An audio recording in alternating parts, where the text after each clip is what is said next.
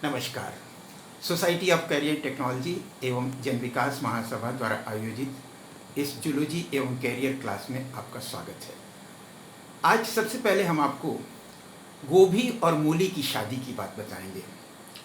वैसे तो प्रकृति नियमों के अनुसार ही चलती है, लेकिन कभी कभी प्रकृति में कुछ अपवाद भी हो जाते हैं और उस अपवाद से कुछ नई चीज़ें निकल के आती हैं।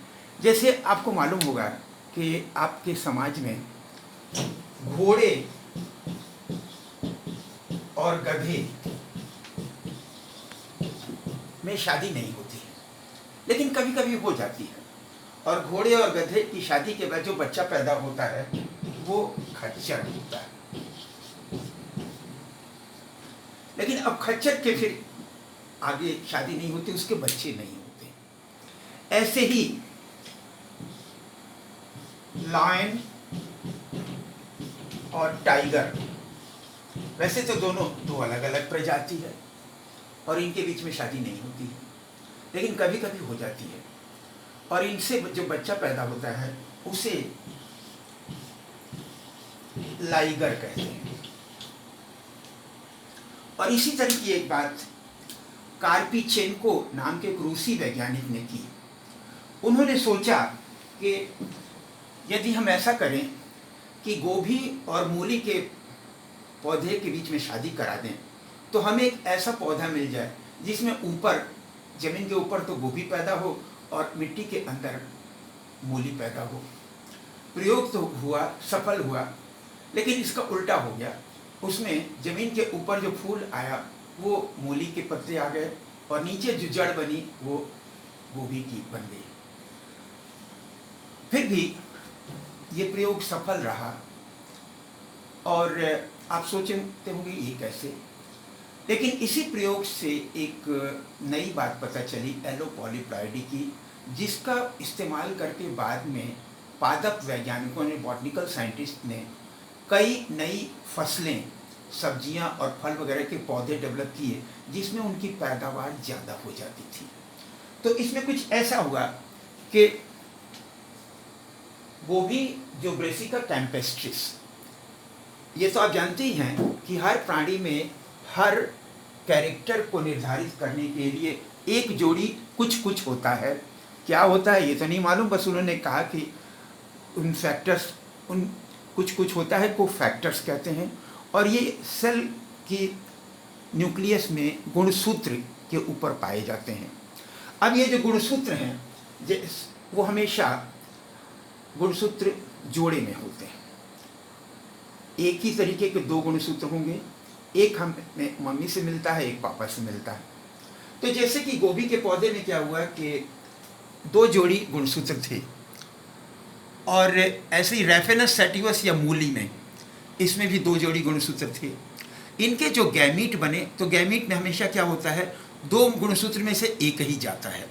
तो इन दो में से एक गया, इन दो में से एक गया। ऐसे ही इनमें इन दो में से एक गया, इन दो में से एक गया। और इनसे एक हाइब्रिड जो बना, हाइब्रिड में अब 4 गुणसूत्र हो गए, एक एक सब अलग अलग तरह के। इनके फिर फर्टाइल ऑफ गैमीट फॉर्मेशन नहीं हो सकता, फर्टाइल ऑफ स्प्रिंग्स नहीं बन सकती। लेकिन कभी कभी ऐसा होता है कि इस ऐसे पौधों को जैसे कॉल्चिकीन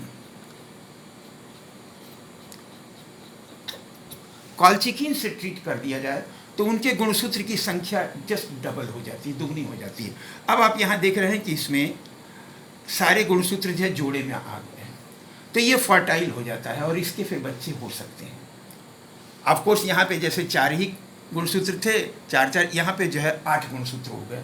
तो इसमें क्या होगा कि ऐसा जो प्राणी है, पौधा है, वो पैदावार के मामले में, साइज के मामले में, फूल के साइज के मामले में ज़्यादा विकसित होता है।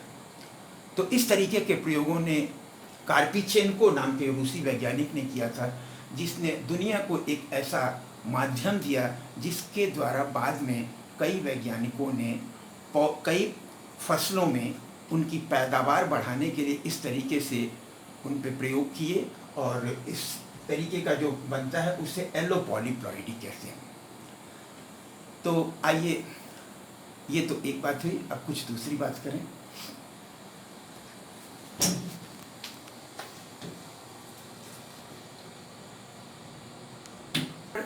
की विभीषिका ने सारी दुनिया में उथल पुथल मचा दी है। और कोरोना संक्रमण आने के पहले की दुनिया कुछ अलग थी। इस बीच में कई ऐसे परिवर्तन हुए जिससे हम लोग ये सोचने लगे हैं कि कोरोना संक्रमण के बाद की दुनिया कैसी होगी।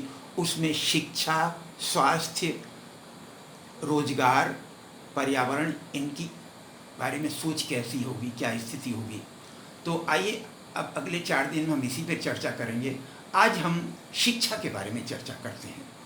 और कोई देखिए, निराश होने की कोई वजह नहीं है। दम तोड़ती हुई सांझ के पास बैठकर रोने से बहुत अच्छा है कि हम किरणों का बांध बांधें और आने वाले सवेरे के हाथों को सशक्त करें। असली बात यह है कि पिछली सदी में, 20वीं सदी की समस्याएं अलग थीं, उनकी चुनौतियां अलग थीं। आज 21वीं सदी की समस्याएं अलग हैं, उनकी चुनौतियां अलग हैं। तो 21वीं सदी की जो चुनौतियां हैं उसके लिए 21वीं सदी के नए समाधान ढूंढने होंगे।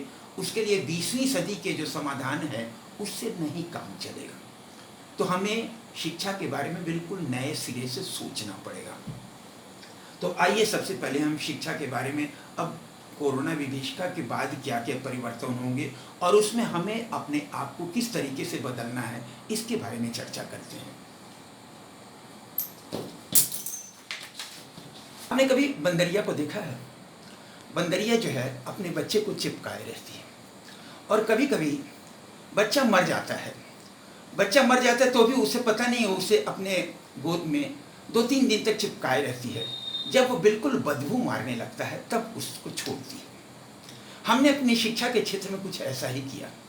1947 के पहले हमारे हिंदुस्तान में लॉर्ड मैकाले की शिक्षा पद्धति लागू की गई थी, लेकिन उसके बाद 73 साल हो गए और इस 73 साल में हमारा अपना शासन था। अब हम इस 73 साल से अंग्रेजों के गुलाम नहीं थे, लेकिन हम उसी बंदरिया की तरह से उस लॉर्ड मैकाले की शिक्षा पद्धति की बच्ची को अपने गोदी से चिपकाए रहे। हमें अपने नए जमाने की चुनौतियों के हिसाब से अपनी शिक्षा को बदलना पड़ेगा।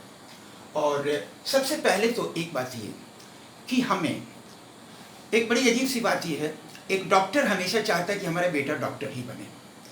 एक फिल्मी हीरो चाहता है कि हमारा बेटा फिल्मी हीरो ही बने। एक नेता हमेशा चाहता है कि हमारा बेटा नेता ही बने। एक तो ये बात है। दूसरा एक और बात है, कभी कभी हम अपने सपने अपने बच्चों पे थोपने लगते हैं। जैसे हम अपनी ज़िंदगी में डॉक्टर बनना चाहते थे, नहीं बन पाए, तो सोचते हैं कि हम नहीं बन पाए, हमारा बच्चा डॉक्टर बन जाए। ये जाने बिना कि उसकी खुद की क्षमता क्या है, उसकी अभिरुचि क्या है, हम अपने इंटरेस्ट को उस पर थोपने की कोशिश करते हैं। तो पहली बात तो ये है कि हमें बच्चे की अभिरुचि देखनी पड़ेगी, उसका इंटरेस्ट देखना पड़ेगा, उसको पोटेंशियल देखना पड़ेगा। उसी के हिसाब से हमें चुनाव करना देना पड़ेगा। यदि उसे डांस अच्छा लगता है तो उसे डांस को कैरियर बनाने दीजिए। यदि उसे गाना गाना अच्छा लगता है तो गाना गाने को कैरियर बनाने दीजिए। यदि उसे अच्छा खाना बनाने अच्छा लगता है तो उसे खाना बनाने को कैरियर बनाने दीजिए। कोई हर्ज नहीं है। हमारा काम सिर्फ ये है, माँ बाप का, टीचर का और कैरियर काउंसलर का ये काम है कि उसे हम विभिन्न व्यवसायों के बारे में थोड़ी सी जानकारी दे दें और उसके बाद से उसे चयन करने दें। तो पहली बात ये कि हमें 8वीं कक्षा के स्तर पर ही सारे स्कूल कॉलेज में सभी बच्चों का व्यावसायिक अभिरुचि परीक्षण या साइकोलॉजिकल एप्टीट्यूड टेस्ट करना चाहिए। उससे हमें पता चलेगा कि उनकी अभिरुचि क्या है और उस अभिरुचि के हिसाब से उनको निर्णय करने के लिए छोड़ देना चाहिए। नंबर 1 बात। दूसरी बात,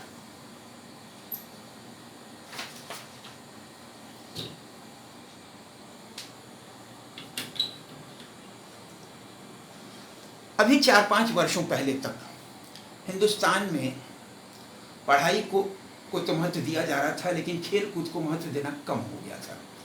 हमारे घरों में ये कहा जाता था कि पढ़ोगे लिखोगे होगे नवाब, खेलोगे कूदोगे होगे खराब। लेकिन अब उल्टा हो गया है। अब तो यह है कि खेलोगे कूदोगे होगे नवाब, पढ़ोगे लिखोगे होगे खराब। और एक तो क्रिकेट का ऐसा बुखार चढ़ा कि उस क्रिकेट के बुखार के चक्कर में हमने हमारे हिंदुस्तान के खुद जो खेल थे, हॉकी, फुटबॉल, वॉलीबॉल, कुश्ती, तीरंदाजी, तैराकी, शतरंज, इन सबको हमने छोड़ दिया था।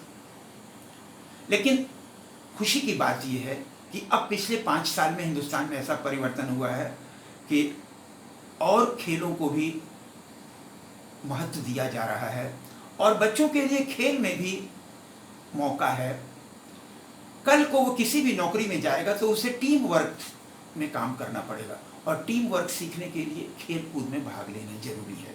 तो एक बात ये कि हमें अपने बच्चों को पढ़ाई लिखाई के साथ साथ खेल कूद में भाग लेना प्रोत्साहित करना पड़ेगा। स्कूल कॉलेजों को भी अधिक से अधिक खेल कूद का अवसर प्रदान करना पड़ेगा।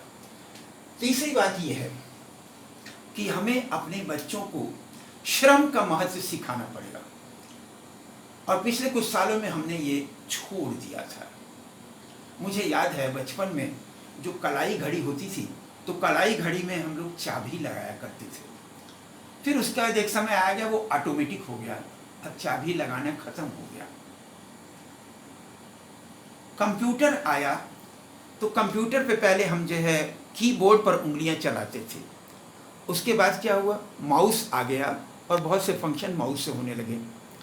हर चीज़ों में तो ऑटोमेटाइजेशन शुरू हो गया और हम हाथ से काम करने को बेइज्जती की बात समझने लगे, जबकि विदेशों में ऐसा नहीं है। विदेशों में हर काम को महत्व दिया जाता है। आप देखिए बदलते समय के साथ हमारे समाज में बढ़ई, बिजली के इलेक्ट्रीशियन, प्लम्बर, माली, किसान, ये सब कम होते चले जा रहे हैं। आगे आने वाले समय में और कम हो जाएंगे। हमें इन कामों को करने वाले अटेंडेंट या नौकर नहीं मिलेंगे, तो हमें ये काम भी सीखना पड़ेगा। हमें शिक्षा में इस बात को शामिल करना पड़ेगा कि हम बच्चे को थोड़ी सी बेसिक ट्रेनिंग इतनी दें कि घर में यदि कोई बढ़ई का काम है जरा सा, तो उसे थोड़ा सा काम वो खुद भी कर सके। हम गांधीवाद को भूल गए हैं। गांधी जी के व्यक्तित्व की सबसे खास बात थी वो चिर युवा थे। यदि वो एक बार उनकी चप्पल टूट गई और वो जाते थे बनवाने मोची के पास, तो चुपचाप देखते रहते थे कि वो कैसे कील के ऊपर हथौड़ी ठोकता है। अगली बार यदि फिर उनकी चप्पल टूटती थी तो कील लेकर के खुद हथौड़ी से ठोकने लगते थे, भले ही उस हथौड़ी से उनकी उंगली पिच हो गई, फिर भी करते थे। बाल कटवाने जाते थे तो चुपचाप देखते रहते थे कि वो बाल कैसे काट रहा है, और घर पे आकर के जब अगली बार बाल बढ़ता था तो एक शीशा आगे लगा करके एक शीशा पीछे लगा करके खुद अपनी कैंची से अपने बाल काटने की कोशिश करते थे। वैसे हमें ये सुन करके मजाक लगता है, लेकिन आज सोचिए, आज ये हमने सीखा होता तो कोरोना विभीषिका के समय में जो लॉकडाउन है तो हम अपने बाल खुद काट सकते थे। तो तीसरी बात यह है कि हमें श्रम का महत्व समझना है। समाज में जो अपने हाथ से परिश्रम करने वाले लोग हैं उनको हमें इज्जत देना पड़ेगा, और उसके साथ साथ हमें अपने ट्रेनिंग में पढ़ाई लिखाई और खेल कूद के साथ इन बातों को भी सीखना पड़ेगा, वरना काम नहीं चलेगा। विदेशों में लोग, अपने बड़े बड़े लोग भी जो है अपने घर के लॉन की घास खुद ही काटते हैं, वहाँ माली नहीं मिलता है। अपने मकान के दीवारों पर सफ़ेदी खुद करते हैं, वॉलपेपर खुद लगाते हैं। Nobel prize winner Hargovind Khurana का बेटा, 15 साल का बेटा, यदि एक मोटर मैकेनिक की दुकान पे मोटर मैकेनिक का काम सीखने जाता है तो इससे कहीं बुरा नहीं माना जाता है, इसे अच्छा माना जाता है। तो तीसरी बात यह है कि हमें आगे आने वाले समय में शिक्षा में इस परिश्रम को और ठोस यथार्थ में बच्चे को जीना सिखाना पड़ेगा। यहाँ तो हम मोबाइल के चक्कर में जो है उसे वर्चुअल लाइफ में जीना सिखा रहे हैं, क्योंकि हमें फुर्सत नहीं है उनको समय देने का, तो इसलिए हमने छोड़ दिया है कि लो भैया मोबाइल से खेलो। What is this nonsense? ये हमें कहीं, इसके लिए हम खुद भी जिम्मेवार हैं।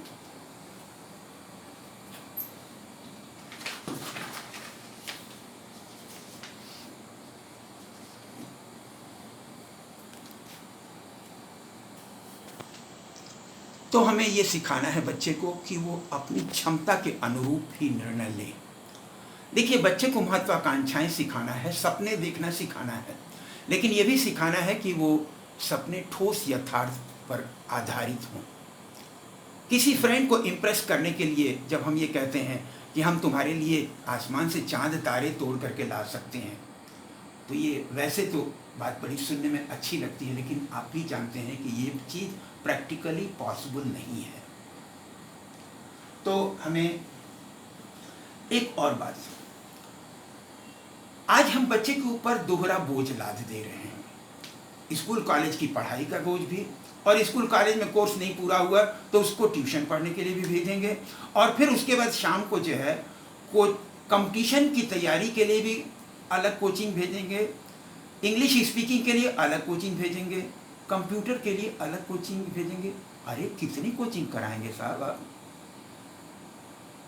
जरा सोचिए इस बात को कि कोचिंग के मामले में, चाहे वो नीट की कोचिंग हो, चाहे प्री इंजीनियरिंग टेस्ट की हो, चाहे बैंक की हो, चाहे सिविल सेवा की हो, चाहे कंप्यूटर की हो, आज आपके शहर में किसी एक प्रतियोगी परीक्षा के लिए 1000 बच्चे तैयारी करते हैं और उसमें से 10 का सिलेक्शन होता है, यानी कि 1%।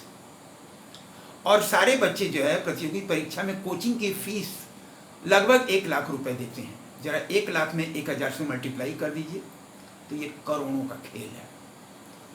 और उसमें से 10 करोड़ रुपए खर्च हुए, 10 बच्चे का सिलेक्शन हुआ, बाकी 990 बच्चे की साल भर की मेहनत और उनके माता पिता की जो गाढ़ी मेहनत की कमाई थी वो बेकार हो गई। क्या ये सही मॉड्यूल है एजुकेशन का? हमें ये सोचना पड़ेगा। सच्चाई ये है कि कोचिंग संस्थान चलाने कैरियर हो सकता है, उसकी बिल्डिंग तो 3 मंजिली बन जाएगी, लेकिन हम अपनी गांठ से क्या खो रहे हैं और क्या पा रहे हैं, ये हमें सोचना पड़ेगा।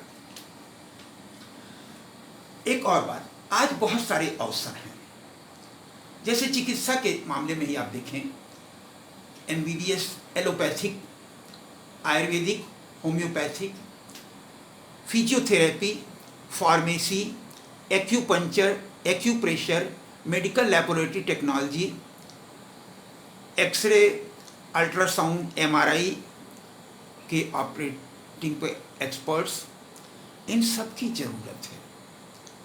तो हमें ये सोचना पड़ेगा कि उसमें हमारे देखना पड़ेगा, हमारे पास चॉइस बहुत हैं, जो चॉइस हमको अच्छी लगती है उसको हम ले सकते हैं।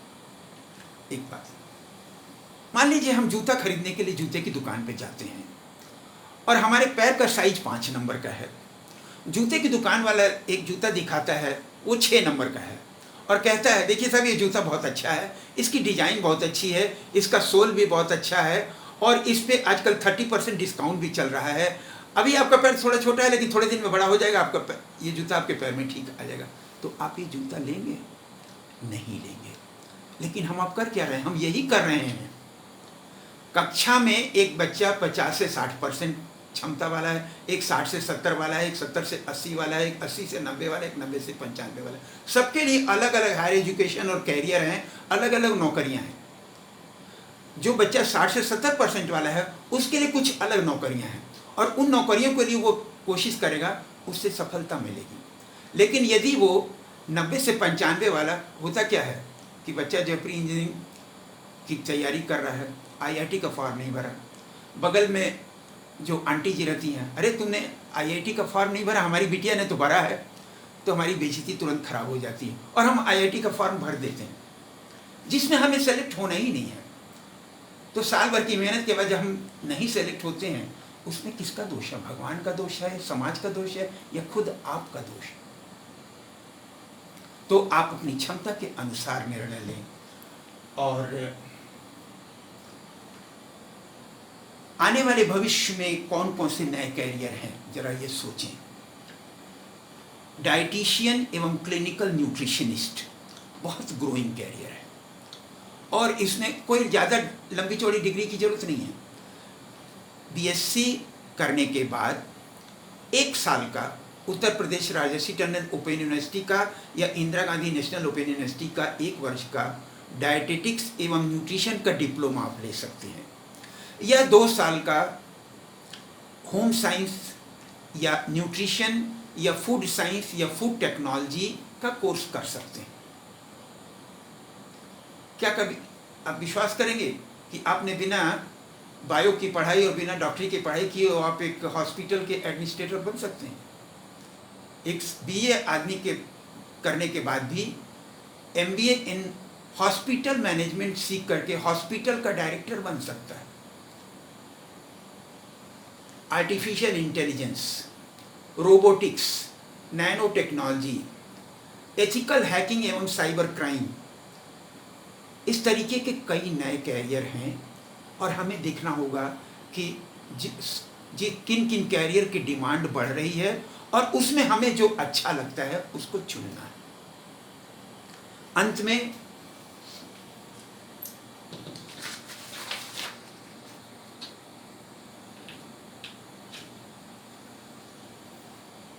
इस कोरोना काल में डॉक्टरों ने, पुलिस ने, प्रशासन ने और खुद आप जनता जनार्दन ने इसको नियंत्रित करने के लिए बहुत त्याग किए हैं।